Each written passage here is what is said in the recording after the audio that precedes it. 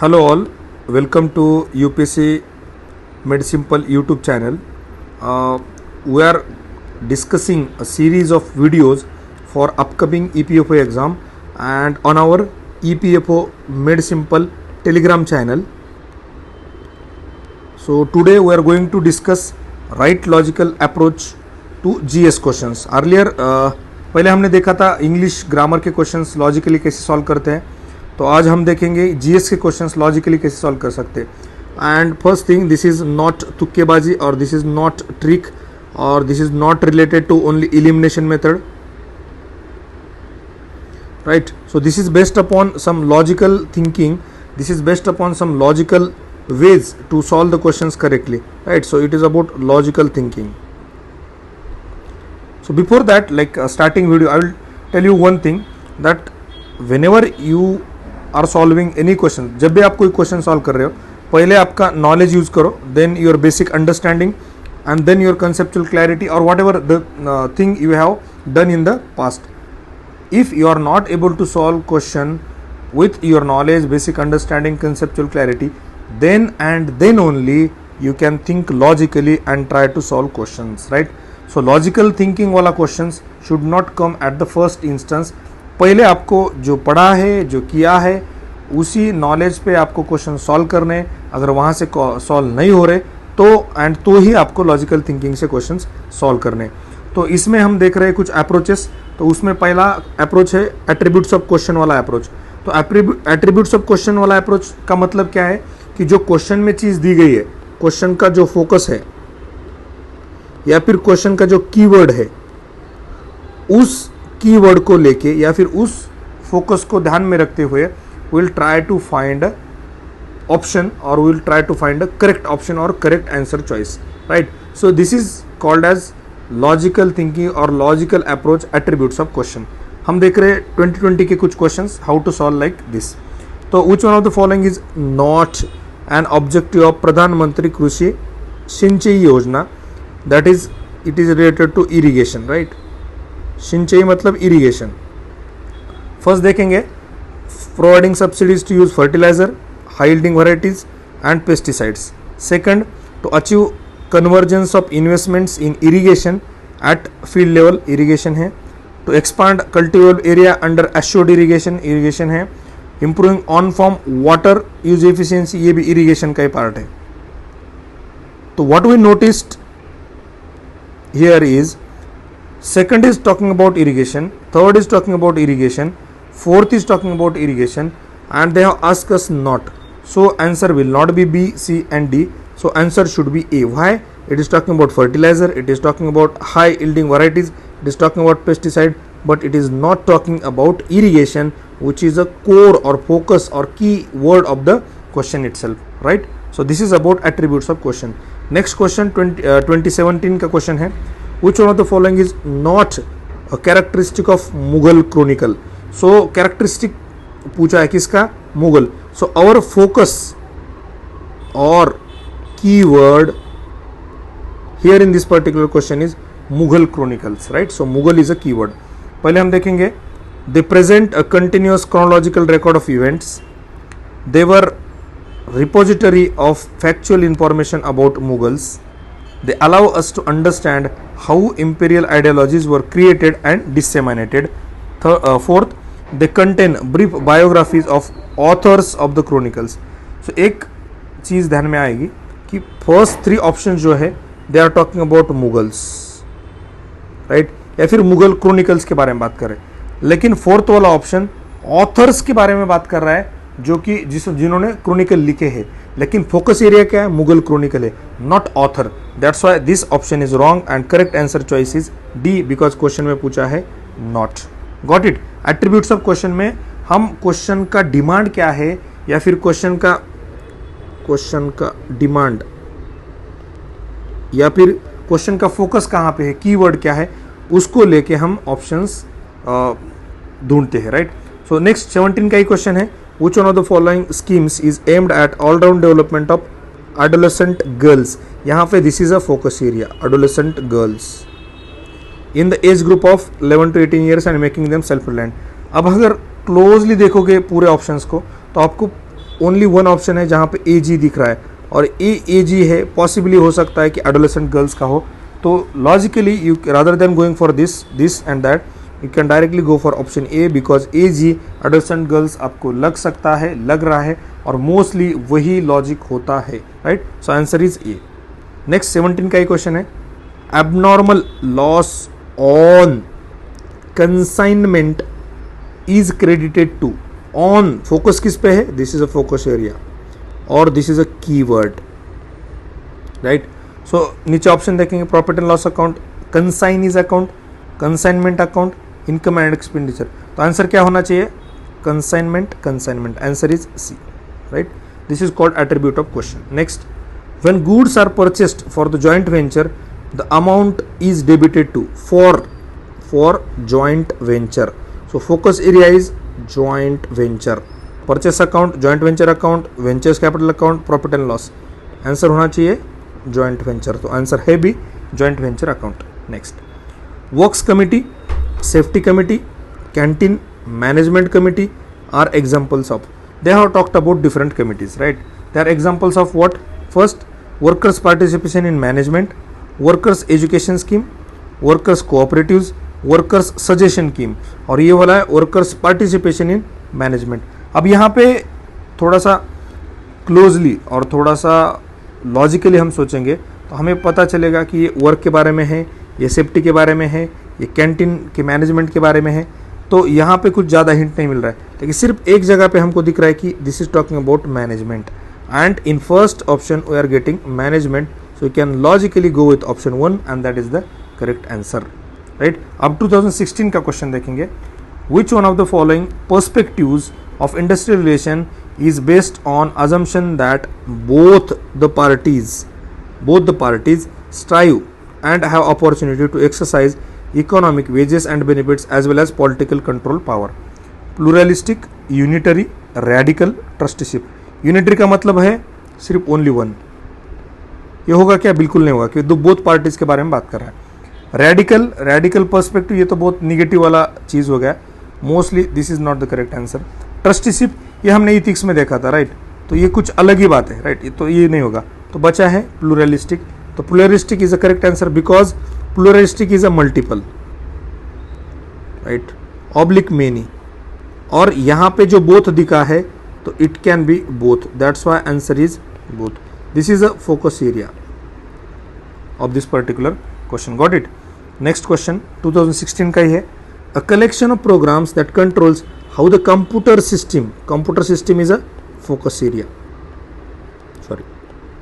Computer system is a focus area. Runs and processes information is called compiler, operating system, linker, assembler. System. Most of the time you will get the correct answer. Answer is B. Next, positive versus negative approach. So first try to understand what is this positive versus negative approach. So positive versus negative approach में क्या होता है कि जब question में positive पूछेंगे तो option में पॉजिटिव ढूंढना है, क्वेश्चन में कुछ निगेटिव पूछेंगे तो निगेटिव ढूंढना है, और जो ऑप्शंस दिए हैं उसका इंटेंट और उसका मीनिंग या फिर उसका ओवरऑल सेंस क्या डेवलप होता है, पॉजिटिव है निगेटिव है, उस हिसाब से हम क्वेश्चन सॉल्व कर सकते हैं. अभी यहाँ पे पूछा है डिसएडवांटेजेस. डिसएडवांटेजेस का मतलब होता है निगेटिव, तो हमें चाहिए नीचे निगेटिव वाले ऑप्शंस. अब देखेंगे. मेनी इनएडिक्वेट का मतलब होता है negative. Inflation erodes the real value of saving. Erode का मतलब होता है फिर से negative. It generates forced saving that can be use to finance national development plans. अब अगर हम क्लोजली देखेंगे कि कौन से ऑप्शन में कि हमें ऐसा लग रहा है कि ये पॉजिटिव हो सकता है, तो पॉजिटिव कौन सा हो सकता है? ये थर्ड वाला, राइट, क्योंकि ये नेशनल डेवलपमेंट के बारे में बात कर रहा है. This is positive concept. पूछा क्वेश्चन में निगेटिव है तो थर्ड आएगा क्या? बिल्कुल भी नहीं आएगा. आंसर बन गया ए, 1 and 2 ओनली, क्योंकि इनऑर्डर के बारे में बात कर रहा है, ये इरोड के बारे में बात कर रहा है. Even though it is talking about force saving, but ultimately क्या है? Can be use to finance national development plans. तो national development plan is a positive thing, right. So this is one of the approach called positive versus negative. And I will tell you this is very helpful in agriculture part of even civil services questions. Even most difficult questions you can solve in civil services with this approach in agriculture section, right. Next question देखेंगे 2012 का है. Which one of the following can be threats, अभी threats बोल रहे तो this is negative to the biodiversity of geographical area. Global warming negative concept है, fragmentation of habitat negative concept है, invasion of alien species negative है, promotion of vegetarianism positive है या फिर नेगेटिव है, ये हमें समझ लेना चाहिए। वेजिटेरियन तो डाइट सब लोग प्रमोट कर रहे तो that is positive thing, right. So ये आएगा क्या, 4 नहीं आएगा, 4 नहीं आएगा, you are left with answer 1 2 3, because ये नेगेटिव है, ये नेगेटिव, ये नेगेटिव, क्वेश्चन में पूछा भी नेगेटिव है, तो this is called positive negative approach. Next question है, this is called like one of the kind of observation, not exactly approach. This is observation through previous year questions. So what I noticed is whenever they are asking question about provident fund or those areas which are related to this particular exam or the job profile of this particular exam, there they have given answer as a highest kind of value that is given in the option. Again, don't be biased. I will tell you, don't be biased, but in actual exam if you don't find any exact answer, you can take calculated chance and you can go for that, because here maximum amount of gratitude यहाँ पे answer दिया है D, that is 20 lakh. then what is maximum number of hours, यहाँ पे भी answer दिया है 48 hours, right. जो आंसर्स दिए हैं वो ऑब्जर्वेशन है, इसमें कोई ऐसे कुछ सोचने वाली या फिर अलग सी कोई बात नहीं है। अभी ये देखेंगे कि 103 इसका आंसर क्या है कि maximum period in which appropriate government shell review, ये भी दिया है 5 years, राइट। अब यहाँ पे क्वेश्चन है अंडर सुकन्या समृद्धि योजना what is the maximum amount that can be deposited during a financial year. अभी ये क्वेश्चन है सुकन्या समृद्धि योजना के बारे में, जो कि हमारा जीएस का पार्ट है, जो हमारा रेगुलर पार्ट है। तो यहाँ पे आपको हाईएस्ट वैल्यू नहीं दिखेगा, क्योंकि यहाँ पे जो करेक्ट आंसर है वो है 1.5 lakh and not 2.5 lakh, right.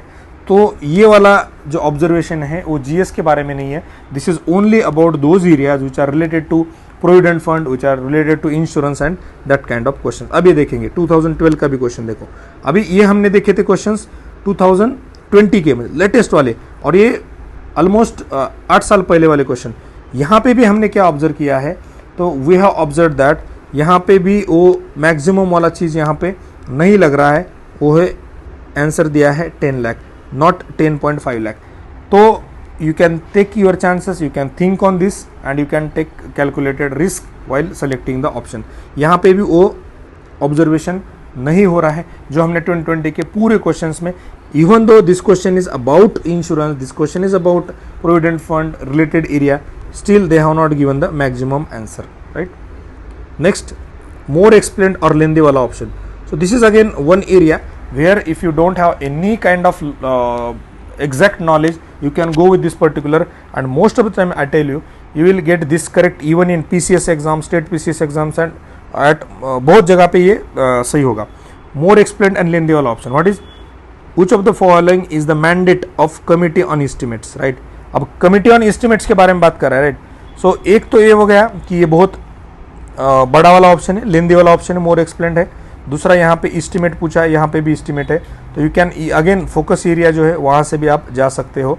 और ये क्यों होता है मोस्ट ऑफ द टाइम सही, क्योंकि जो करेक्ट आंसर होता है वहाँ पे पेपर सेटर कोई कमी नहीं छोड़ता, कि क्योंकि क्या होता है कभी कभी थोड़ा सा उधर डिलेमा हो गया या फिर कुछ क्लैरिटी नहीं रही, तो क्या हो सकता है कि कोई बोलेगा कि यार इसका आंसर ये भी हो सकता है। इसलिए from his side he will try to make sure that that particular person is setting the most correct and most accurate answer, and that's why he will never make any mistake in that particular option. That's why he will try to explain it more so that his answer or her answer will be correct even some object to that, right। so इसीलिए most of the time explained और more lengthy option वाला correct होता है।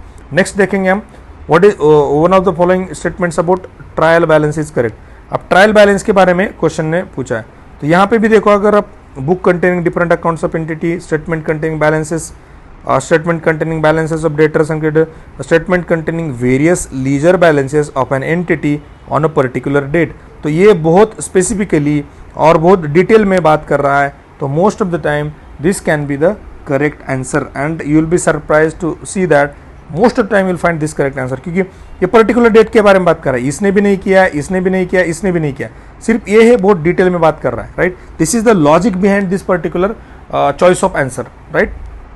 Next वाला question देखेंगे, which one of the following statements about situation in rayat-waris areas is correct. अब देखो, large amount of land passed into lands of money lenders, merchants, usually utilize the services of the tenants.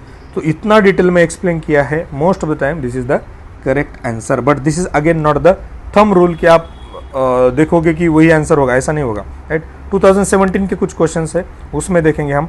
In the context of international affairs which of the following is a correct about Lord Curzon. Curzon के बारे में अभी ये बोल रहा है. So he wanted to establish a British sphere of influence over the Persian Gulf and Sistan. So this is talking about more detail. This is talking about more. So this is more explaining, right? That's why most of the time this is the correct answer, right? Next वाला देखेंगे, which one of the following is correct about Assam in British India. अब आसाम के बारे में ये बात कर रहा है, right? So क्या हो सकता है इसका लॉजिकली आंसर, ये हो गया. It was separated from Bengal in 1874 and along with Sylhet made into a chief commissioner's province, right. So ये बहुत ज़्यादा इंफॉर्मेशन दे रहा है, बहुत ज़्यादा एक्सप्लेन कर रहा है, तो most of the time this is the correct answer. Next question देखेंगे, क्वेश्चन नंबर 71 2016 का है. The famous Giri approach in the industrial relation in India espouses the cause of. अभी Giri approach most of time people are not aware about this, those who are not exclusively preparing for this EPFO exam. तो if you don't know anything, adjudication, compulsory collective bargaining, right, conciliation, arbitration. अब यहाँ पे सिर्फ bargaining दे सकते थे ना, adjudication, bargaining, conciliation, arbitration, right, तो हो सकता था. लेकिन उन्होंने कलेक्टिव बार्गेनिंग भी दे सकते थे, लेकिन उन्होंने कंपल्सरी कलेक्टिव बार्गेनिंग दिया है, दो एडजेक्टिव ज़्यादा दिए हैं. That's why it is detailed explanation, right. तो वही चीज़ मैं एक्सप्लेन कर रहा था, why this answer is correct.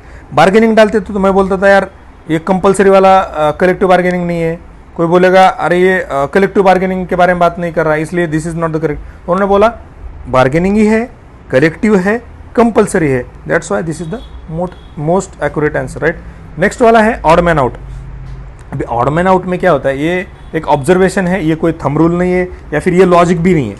This is not again logical also, right, just observation by going through previous year questions of EPFO like 2004, 2012, 16, 17, 2020. So multiple questions I have gone through of EPFO and then I have found this particular thing. Stand हाँ, odd man out में क्या होता है कि one option or one statement is different from all other options or all other statements. अब देखेंगे, stand up enterprise can be established in farming sector, manufacturing sector, service sector, trading sector. अब पूरे अगर आप ऑब्जर्व करोगे और नीचे यहाँ पे दिए 4 और नीचे देखोगे तो max you can go with 3, right. तो you know that 1 is correct, 1 is incorrect. आपको एक कौन सा गलत करना ही करना है. तो स्टैंड अप एंटरप्राइज का मतलब होता है कोई नहीं बिजनेस वाला ये वाला चीज़. तो मोस्टली एंटरप्राइज होता है आइदर सेकेंडरी सेक्टर या टर्शरी सेक्टर. तो आप यहाँ पे देखोगे ना तो ऑल दे आर सेकेंडरी और टर्शरी, राइट, या फिर क्वार्टरनरी ओ वाले सेक्टर से, राइट. ये वाला है primary sector. Mostly primary sector में एंटरप्राइज नहीं होगा, इसलिए farming is a wrong option choice. We can go with answer 2, 3 and 4 is a correct answer choice. Got it? So यहाँ पे हमने क्या सोचा है कि जो अलग वाला एक ऑप्शन है, क्योंकि यहाँ पे ऑप्शन भी वैसे सेट किए, इसलिए क्वेश्चन थोड़ा सा इजी हो गया. अगर यहाँ पे 1, 2, 3, 4 दिए होते ना, that would have become very difficult in actual exam like UPSC civil services exam. How complicated और how difficult they are making the questions. Next वाला है ब्रॉडर और इंक्लूसिव अप्रोच. ब्रॉडर और इंक्लूसिव अप्रोच में क्या होता है कि you will look for those options which are including more things, which are adding more things out of the given answer choice. देखेंगे which one of the following would be the most useful source evidence for research about agrarian history of the 16th and early 17th century. अभी accounts of contemporary travels, individual revenue records, chronicles and documents from Mughal court, records of the East India Company. अब यहाँ पे ये भी बोल सकते थे एक ऑप्शन सिर्फ क्रोनिकल्स ऑफ मुगल कोर्ट, सिर्फ डॉक्यूमेंट्स ऑफ मुगल कोर्ट. यहाँ पे क्रोनिकल के बारे में बात कर रहा है, डॉक्यूमेंट के बारे में बात कर रहा है, बाकी चीज़ों में सिर्फ एक एक के बारे में बात कर रहा है. यहाँ पे वो दो चीज़ों के बारे में बात कर रहा है. तो most of the time this can be the correct answer. That's why answer choice is C, right. So this is all about GS questions in this particular video only. So for detailed videos and more approaches for this GS right logical approach, you can join our right logical approach batch, which is only 400 rupees fees is there. We have already covered GS grammar video in YouTube.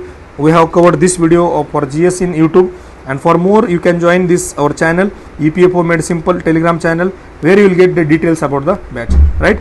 Thank you very much and all the very best for your exam.